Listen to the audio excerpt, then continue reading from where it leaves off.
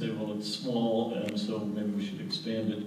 And the first thing I do is I think in terms of, well, so this is a scaling issue, and you're talking about right sizing. What are the limits on this? How small is too small? How big would be too big?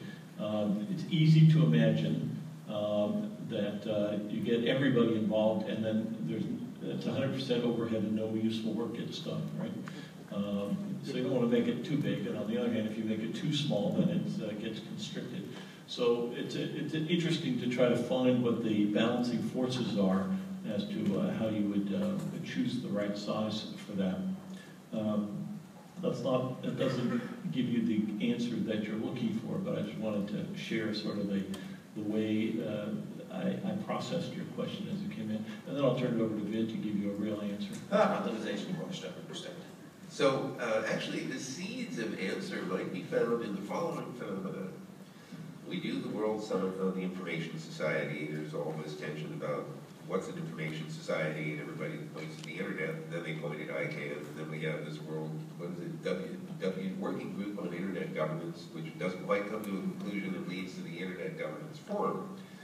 What happens after that is really interesting, because you see a spontaneous growth of national or regional internet governance meetings. They were not created by the United Nations or by the ITU or anybody else. They were spontaneous and they were bottom up.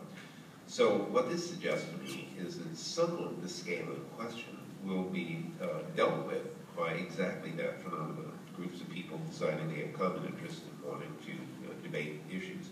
Now, on the tension between policy and engineering, engineering is often easier than policy, and the reason for this is that at least you have some concrete ability to assess how well this design works versus that design. You have some concrete measures. You might implement something and test it and see what you can learn from that.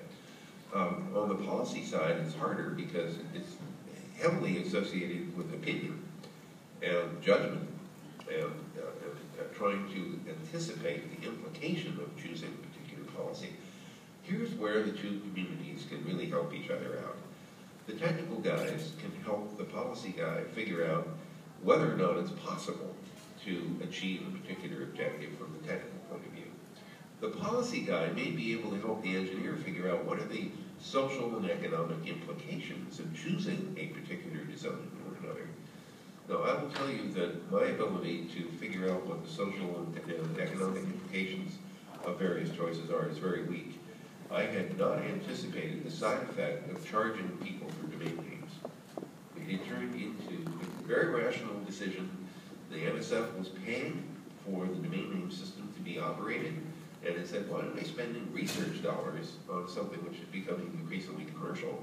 So it seemed perfectly reasonable to say, well, why don't you make the system self-sustaining? You do that by charging people. The side effect of this is twofold. One, of course, is all the complexity that we talked about earlier today. But there's also something that caused the domain name system and the identification system of the internet to fragment. I mean by this that if you have a domain name and you associate web pages with it, for example, and that domain name goes away because you forgot to pay your annual fee, all the things that were pointed to by URLs suddenly don't work anymore. And so we have this fabric which is now brittle because of a charging system that we put in place for perfectly good reasons. And so there's an example of a policy outcome that wasn't obvious to me anyway. It might have been obvious to other people. So this is a place where we need to help each other out. Thank you. Hi, I'm Norman from Tech Change. I also want to echo the thank you for this talk and everything. And I realize my question is actually a little similar to this question about sort of one internet and one world. I'm perhaps a little more interested on the sort of governance side, where it seems to me that there are issues both on being sort of too open and sort of too closed. You have things like mesh networks, where people fear some of the regulations to try to localize sort of content in the internet. And so I'm really interested in how governance, sort of some of these issues like sort of censorship and localization will work sort of going forward with the future of the internet. Will this perhaps lead to separate systems, or do you think that those will try to come together and merge, and do you think the internet, especially as technology changes, will sort of remain the one holistic internet that it is? you know, there's always tension. Anytime you attempt to impose censorship, there's going to be back pressure. Any of you who know the history of the Soviet Union will remember the samizdat, which were essentially carbon copies of things that were passed around surreptitiously to get around the fact that the government didn't want certain people to see certain things. My guess is that no matter what you try to do on the censorship side, there will be technical attempts to bypass that. It's very common in China for people to use virtual private network tunnels to get out of China. They're discovered, the tunnels are shut down, and they open up new ones. It's you know, whack-a-mole. So I am persuaded that in the long run, openness and freedom of expression is inescapably going to win, although not every time. There will be successful suppression, but it won't be uniformly successful over the long run. So it's the idea that if the internet remains open, then theoretically the will to have everything be part of the same system would prevail? I don't think that trying to separate this into multiple systems, this is fragmentation. And, you know, frankly, the original design of the internet was that everything should be able to talk to everything else. You know, we didn't have firewalls, we had none of that. And it was only when the internet started showing up in enterprise situations where you had a company that had a bunch of computers and they didn't want somebody from outside getting access to those computers, that this firewall notion started to pop up. It's an enterprise notion. In the academic community, of course, you wanted to communicate with everybody. That was the whole idea. That's why the network was built in the first place. So we discovered that in different contexts, you wind up wanting to protect things in various and sundry ways. With the Internet of Things coming, I think we're going to shift back to a somewhat different environment where every device has got to figure out how to defend itself. And it's going to have to decide, do I really want to talk to this other thing that's trying to communicate with me? So we're going to have to design a way for these little edge devices to decide, should I or should I not engage in the conversation? And it's got to be a fairly strong authentication mechanism. You don't want some random guy controlling your heating, ventilation, air conditioning, or your security system. And so I think we're going to find ourselves pushing in the other direction now, where every device has to be carefully crafted to make sure it only talks to things that it's supposed to talk to. Thank you. I hope somebody's keeping track of time, right? Oh, yes. Yeah, okay. It's 10:45. Hi, Benny. Hi, Vint. Happy to see that you're feeling better today than yesterday. Vint was pretty sick, and that's the first time I've seen him sick in 20 years. So I was really worried, but now I'm fine. Thank you. I'm Benny Markowski. I'm ICANN's Vice President for UN Engagement based in New York. And both of you talked about these abbreviations, WSIS and IGF and WGIG and stuff like that. But what I really think, and I'm sitting next to a diplomat from the UN in this session, and I'm really fascinated by the way you presented the history of the internet, and thank Nancy for all the early questions which kind of brought the discussion into place. Do you think that at some point you might consider talking to the UN diplomats? Because this is some of the things that they really need to hear. Like why the internet is what it is today, and why the design was intended to actually kind of, you just said, no firewalls, everything should talk to everything. So I have a set of slides which probably date back to 1997, maybe even a little before that, called Internet 101, which I used to present to a number of diplomats at the United Nations. And so the answer is, if you thought that was a useful thing to do, I imagine several of us could be persuaded to do that again. Thank you. I will work on that. Thanks. I'm sort of shocked to hear those conversations aren't taking place. I mean, whether or not you're participating as anybody, but then diplomats would need to be. I think they are. The UN is, I'm not an expert on the UN, but it's a multifaceted, complicated organization, and I think there's lots and lots of interactions. Whether or not they're getting to the effect that Benny wants to, is thinking about is probably another question. Hi, my name is Ashley Bear. I'm from the State Department, the Office of the Science and Technology Advisor to the Secretary. And I wanted to follow up on your comment about incorporating computer programming into high school, all the way through, just like reading, writing, and math, because it's such a big part of our world right now.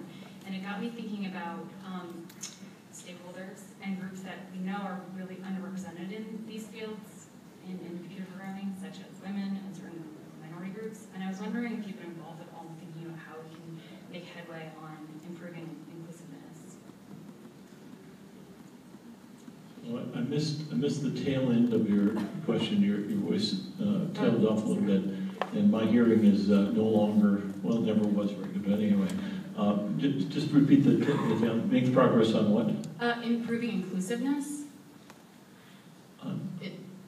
Inclusivity of groups that are currently underrepresented in the fields of computer programming, as valuable stakeholders that, unless they have a role in participating in these parts of our world, their representation will be. Let me just pick one portion of that sort of broad space. There's been over the years a lot of focus in the computer science education community, a question about gender balance, about women participating. There's some first-class work at Carnegie Mellon University, and I think in collaboration with Harvard and others, on trying to understand what the barriers were in practice for women in computer science, and some modifications to the curriculum and to the admission process, specifically aimed at trying to overcome those things. There's not just one single variable involved. There's a lot of different variables involved. So you can fix some of those things, and then others are tied to much bigger issues about the kinds of choices that people make and the peer groups make and so forth. But nonetheless, I think it's been very active, and to the extent that it's possible, it's successful at opening those things up. I know from perspective of women that we men get looked at as if we're clueless and have no idea, but I can tell you personally that for a very long time I'm used to walking into a room and doing a quick look to see what the gender balance is. And in highly technical areas, I found, this is just a personal anecdotal, not a researched and validated statistic, but I found as you go down the stack toward the hardware, it becomes more male dominated. As you move up the stack toward applications, and it becomes much more participatory, participation by women. And on the other hand, there are some brilliant hardware designers who are women. So it's not, there's no formal barrier there, it's just an observation as well. But there is a very high degree of sensitivity, even from those of us that you would hardly expect to be sensitized to that. Being sensitized is one thing, being able to do anything about it is another. So actually there's some good news on the horizon. Let me explain. I've been watching the science and engineering indicator reports coming out of the National Science Board, which oversees the National Science Foundation. And one of the things that they put into the 2014 report, which will no doubt be repeated in the 2016 report, is to show what degrees people got and then what jobs they ended up in. And often it is not, the degree you got is not specifically what you end up working in. And what I found really interesting is that there is a very, very strong trend towards women getting into biology, biotechnology, things along those lines, chemistry. And it turns out that increasingly all of those sciences require or rely on increasing amounts of computing capability. In fact, the last 3 Nobel Prizes in chemistry were for dry chemistries, for algorithms, for doing simulations at the molecular level of interactions. So I think in the long term, we're going to find this gender balance shifting out of necessity, because the women who are interested in the biosciences are going to wind up also having to make heavy use of programs and computing and the like. In the short term, I think we need to do very specific things in order to make the computer science world more friendly, and I mean that in the most literal sense possible. So here's what I learned at West Point. I talked to the woman who is running the computer science department there, And she said to me that she would not teach a computer science class unless, if there were any women in it, they had to be at least 3. And 3 turned out to be the magic number. And the reason, quite bluntly, is that if you're trying to defend yourself from a bunch of males full of hormones and whatever, it's really hard. But if somebody else defends you, it's different. It's just socially different. And so by having at least 3 women in the class, she said it changed the whole tenor of the class. So I'm not trying to say this is a trivial way of solving all the problem, but recognizing things like that is really important. So I'm hoping to spread you. Please take that and make use of that little idea if you happen to be teaching classes. Thank you very much. So we have about 8 minutes left, so maybe. Okay, Klaus Stoll, Global Knowledge Partnership Foundation and Pathfinder. I have a very straightforward question. The internet is becoming bigger and bigger, more significant for everybody. And the internet, we are trying to get people on the internet. We are talking about it, the next billion. But for me, the internet is like a country where 99.9% of the population don't even know that the government exists. And we are here in the Internet Governance Forum, and I think it's very, the question is twofold. Don't you think this is a dangerous situation? Isn't it dangerous for the internet itself that most of the users don't even know about the governments, let alone being involved? And if that is the case, what can we do about getting the 99.9% aware about what's going on? I didn't hear all that. So. If I got the gist of the question, we have a very large number of people using the internet, and the framework of the question is think of it as a country. Oh. And so only a very small fraction, a tiny fraction of the population of this country is involved in the governance of this country. Isn't that a dangerous situation? Is that the thrust Yes, of your and question? if you think it is dangerous, what can we do to get more people involved? So let me draw attention to the fact that almost all governance involves a small number of people compared to the rest of the population, because on the whole, the rest of the population doesn't care as long as they don't feel like their lives are being harmed. There is one other thing, though, to keep in mind, and it's related to your point. Often, what Larry Strickland and others have articulated is that the multi-stakeholder model of governance is an important one because it allows multiple parties to involve in policy development. But policy enforcement does not necessarily involve all the people who do the policy development. So that's a very important distinction in my view. Once you establish policy, you may still have a very small subset of the population involved in its implementation. Now, actually, since you brought up this analogy of the internet being the country, I always thought it ought to be a monarchy. And I thought that would just solve the problem. With who at the top? Exactly. My name is Courtney Radge. I'm the Advocacy Director at the Committee to Protect Journalists and an academic member of GigaNet. And first off, I'm glad to hear you say that internet governance is more than just IANA or the technical infrastructure. I think that what is very clear is that many people who are not, very involved in internet governance perceive it as broadly including national laws as well as, internet governance structures. And, I know that you are optimistic about the future of freedom of expression, but I wonder with these type of rulings coming out of the European Union, with the right to be forgotten, with increasingly insidious forms that aren't just blocking of URLs, but the manipulation of information, really insidious hacking, taking over of computers and the manipulation of the technology that people are using. And then also the UN, so I used to work for UNESCO, and they're very interested in, having a role in internet governance, and just seems everyone wants to have a piece of this. And when we talk about multi-stakeholderism, which I think it is becoming an ism, unfortunately, there's this idea that that is a panacea to everything, but stakeholders like civil society or journalists or activists often aren't as empowered. They don't have the same resources as companies. They don't have the time that others have, et cetera.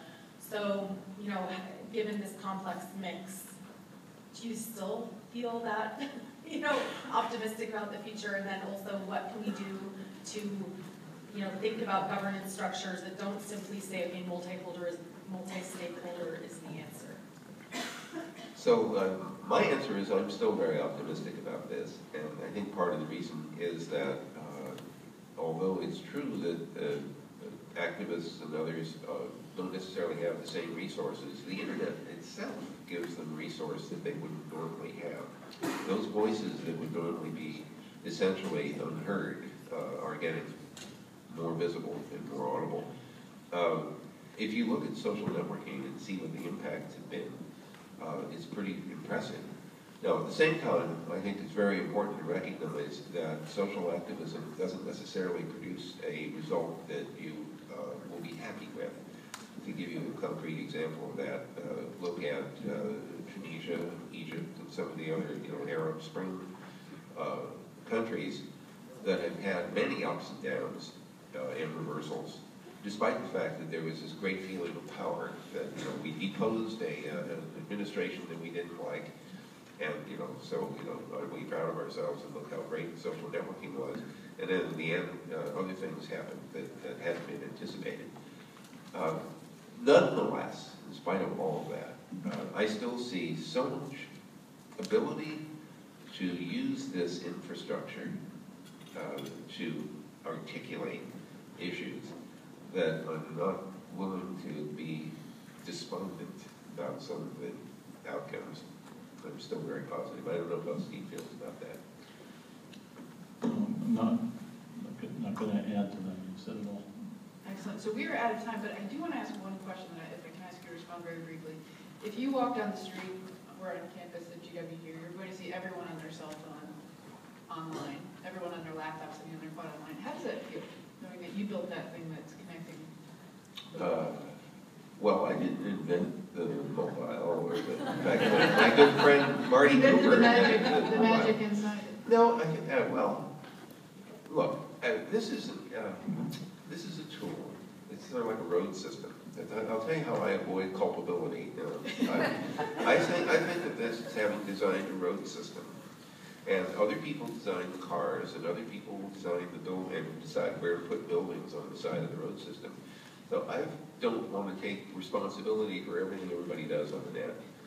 You learn this very early on if you have kids. You don't take, you learn not to take too much credit when they do well, so you don't have to take too much blame when they don't do well. So, I'll take some credit for having figured out how to make the road system work, but everybody else is responsible for drunk driving and, building shoddy buildings. Let me echo that. It's a question that does in fact come up both from inner thoughts and from people asking that sort of question. My personal reaction is a similar sort of detachment of feeling less responsible both for the blame and the credit, but more a sense of real excitement and privilege for having been able to see from a front row seat, so to speak, all that development and to be participating. So it's been an extraordinary ride, but it stops short in a very firm way, exactly the way Vint described, of saying, well, I did this, or everybody owes me any kind of thing. That's just not where it is. But it has been a really quite exciting ride, and I look at my children and think about what experiences they're going to have and whether or not they're going to have, in their own ways, similar kinds of experiences. I hope they do. Excellent. Thank you both so much for being here.